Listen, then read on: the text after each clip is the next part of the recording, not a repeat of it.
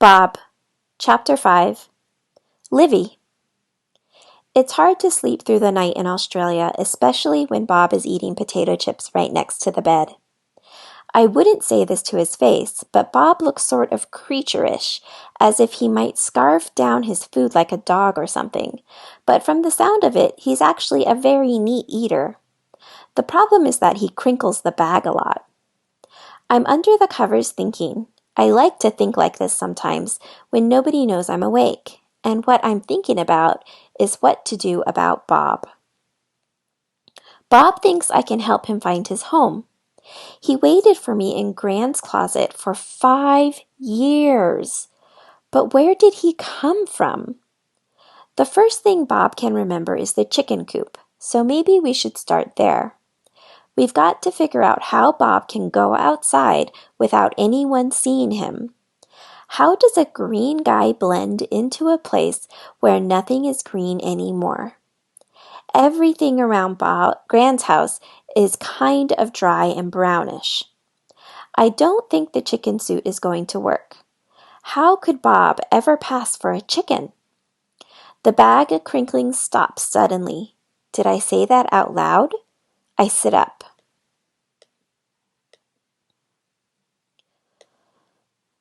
Bob is standing right next to the bed, looking at me with sad eyes. He's just tall enough to rest his green chin on the mattress. "Don't worry," Bob said.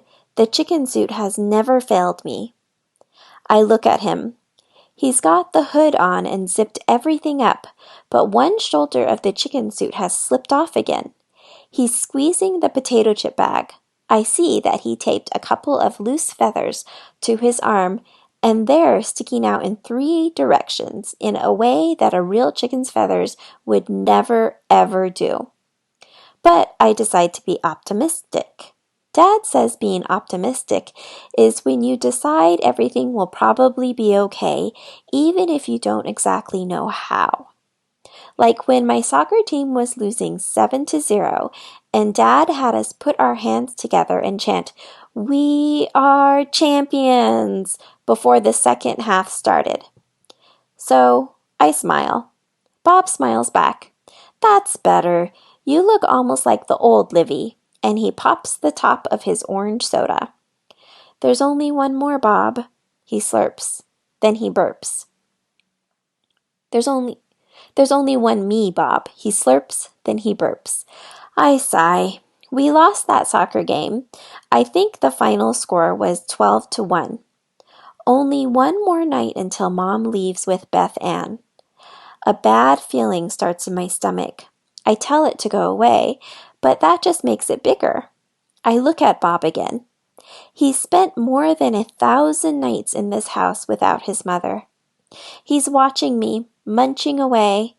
I want to promise that I'm going to get him home, wherever home is for Bob. But what if I can't? Suddenly, I'm looking at the back of him. Bob can move fast. The closet door closes behind him at the same moment the bedroom door swings open and Mom sticks her head in. She smiles. Didn't think you'd be able to sleep through those magpies. Aren't they amazing? They sound like that cute robot from the first Star Wars movie. I listen, and there it is, a funny bird warble from outside. A lot of bird warbles, actually. They kind of do sound like R2-D2. Mom sits on the edge of the bed and puts one hand on my forehead like she's feeling for a fever. I want her to leave that hand there forever. "You doing okay?" she asks. "Sure," I tell her. We're probably both playing the same movies in our heads. 1. Me getting picked up from Maya's house at 9 o'clock the last 2 times I tried to sleep over. 2. Me getting picked up in the middle of Audrey Miller's slumber party. 3. Me getting picked up from the school trip to Newport. That one was a long drive for Dad.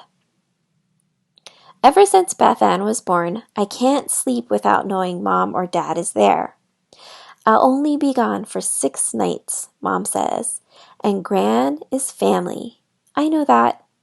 "You should be fine," Mom says. That only makes me feel worse. I flip over so that my face is on the pillow, even though it means that Mom takes her hand away, because I know I should be fine. I know there's no reason to feel worried, but the stomach ache shows up anyway. Mom squeezes my shoulders and says, "My brave girl," which is the last thing I feel like. I feel her weight leave the bed. "Breakfast in a few minutes, sweetie." As soon as she's gone, I hear the closet door open. I lift my head, and Bob is back where he was before. No food this time, just big eyes. "Bob," I say, "I'm not going to leave you alone again. I promise." A few hours later, we're standing at the kitchen door, looking across Gran's yard to the chicken house. Mom has taken the baby into town for some shopping, and Gran has walked over to the neighbor's farm. In Massachusetts, it takes about 30 seconds to walk from one front door to the neighbor's house, but at Gran's, it's a long walk. It's a good thing no one's home, because Bob insisted on going down Gran's back stairs on his butt 6 times. It turns out we did have a name for it. It's called the butt bumping, and it hurts. Maybe I had more padding when I was 5. "Looks like the coast is clear," I say, scanning the dusty yard. "I told you it doesn't matter about the coast. The chicken suit works perfectly." I can't even look at him. We've spent the last 20 minutes taping every loose feather in the closet to Bob's back, and the chicken suit looks dumber than ever. Don't think that way, Bob. "Don't think that way, Livy," Bob says. "We have to think positive thoughts." I blink. Are you reading my mind or something? Because this is the second time that's happened. He reaches up to poke my nose. "I am reading your face." Deep breath. "Okay," I tell him. "Let's go." We head out, just me and a small green mystery wearing a chicken suit, into the sunlight. 3 steps across the yard, I glance down at Bob and burst out laughing. "Now what?" he asks. "Why are you laughing?" "I'm laughing at the way you're walking. Like this." I do some fast little jumps, pumping my knees up into the air and landing on my toes. "But that is the quick steps," Bob says, looking hurt. "And what's this?" I demonstrate again, still doing the crazy knees while also kind of lunging to the left and then to the right. He sniffs. "That is the side to side." We start walking, but after a few steps I have to stop again. I'm laughing so hard. "What's this part for?" I stick my head as far out as on my neck as I can, then pull it back. Out, back, out, back. "That is the head poke," he says impatiently. "Am I doing something wrong? This is the chicken walk you taught me." "Are you kidding? I have no idea how to walk like a chicken. No offense, but it's dorky." "You did teach me. You watched the chickens to see what they did, and then you taught me how to walk like a chicken. The old Livy taught me." I look over at the chickens pecking in their chicken yard. Really? Weird. Let me see it again. Bob walks out in front of me, knees pumping, stepping left and right and pecking at the ground. I glance at the chickens again and then back at Bob. You know what? That's actually a pretty good chicken walk, because I realize it is. I can see him smile even though he is still in full-on chicken mode. Bob smiles with his whole head. It makes the sun feel warmer. "Yes," he says to the dirt, "it is a very good chicken walk that the old Livy taught me." "There's only one me," I tell him. "If you say so," he says. "Hello there!" There is a man walking toward us down Gran's long driveway. It takes me a few seconds to notice the boy walking next to him. He's maybe 6 or 7.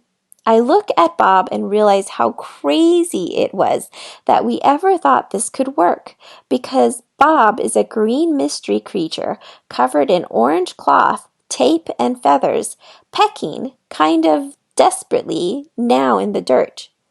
I hope he's just he'll just keep his face down. Maybe I can pass him off as my strange little brother."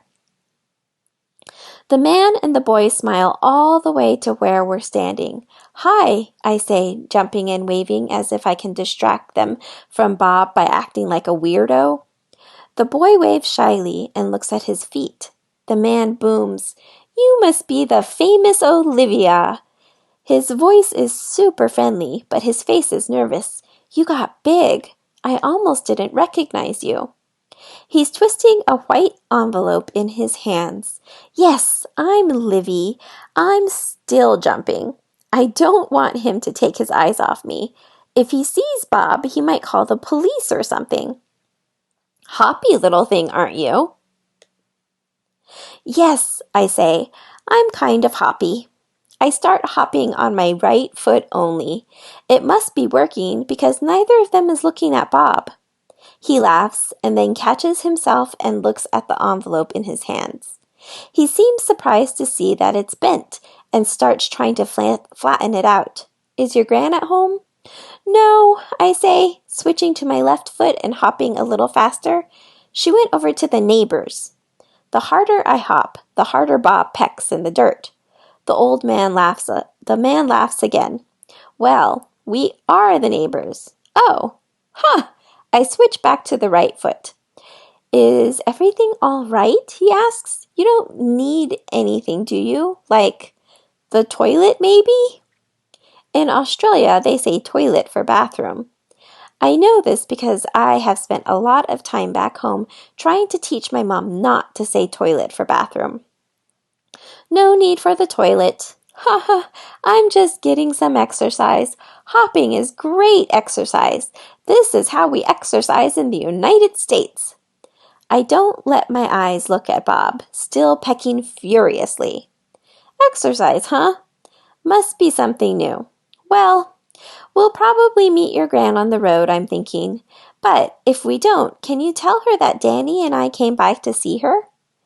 This is when I notice that Danny is staring at Bob. "Sure," I say, switching legs again. "I'll tell her." And he looks at the envelope in his hand like it's telling him something he doesn't want to hear. "Could you give her this for me?" "Okay." Still hopping, I reach out for the envelope, but then he pulls it back. "Never mind. I'll give it to her later. Let's go, Danny. We have cows to milk." They start back down the driveway, and I see the man pat the small head of Danny, who looks back over his shoulder and quietly says 2 words, "Nice chicken."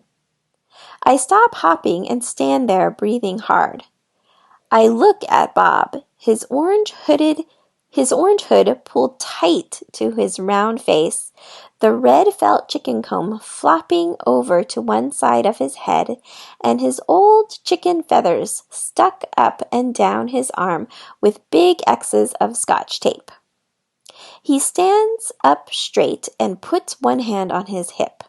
"I told you the suit works. It works every time." "But how?" "Forget the chicken walk," I say. "Let's just get to the chicken house before someone else shows up." I grab Bob's hand and we run. His hand in my hand feels familiar and comfortable, like a girl and her not zombie fake chicken should. The chickens are walking around in the chicken yard, which is fenced in with wire. They're walking back and forth in a group and pecking in the dirt. There are a lot of loose feathers around. Bob is shoving them into his pockets. "Your chicken suit has pockets?" I ask. "Of course." I look a little more closely in the daylight. This chicken suit looks very familiar. "Are those my old pajamas?" Bob nods. "Of course." I remember them now. Fuzzy orange pajamas with a hood. I guess that explains how I made Bob's chicken suit when I was only 5. All I needed was a bottle of glue and a lot of feathers, and some red felt for the chicken comb. "Let's go back to the first thing you remember," I tell Bob. "Exactly where did I find you?" He points to the little wooden chicken house that sits against one side of the fence. "In there." Bob slips through the doorway without a problem. but for me, it's a squeeze. Inside the chicken house, there's barely room to stand up. There's not much light and not much to see, just water pans and straw and chicken poop and more feathers. Anything look familiar? I ask Bob. He looks around. Oh, yes, he says. Very familiar. It is just the way I remember it. It's kind of smelly, I say. Bob nods. And this is where we met. For the first time? He thinks. This place is the first thing I remember. About anything. This place and you. It's almost like he hatched from one of the chicken eggs. I take a long look at Bob. No way he came from a chicken. Maybe there's a passageway or something. Bob's face lights up. Yes, a secret passage to home. You feel around over there, I tell him. I'll check this side. We both drop to our knees and start patting the ground. As soon as we start moving the straw around, a lot of gross dust goes up my nose and into my eyes. After a while, I hear Bob say, I used the door, though. What? The door. He points to it. I used the door to come in, not a secret passageway. Why didn't you say so? I wipe my face, but my hands are so dirty that it just makes things worse. It's really gross in here, Bob. Why did you come in here in the first place? Do you think you were running away from something? Bob thinks, tilting his head so that his chicken comb flops in the other direction. No, he says, I came here because it was warm. Were you cold? No, he says slowly, you were cold. I was cold. You were shivering. Why was I shivering? Because it was almost winter and you were soaking wet.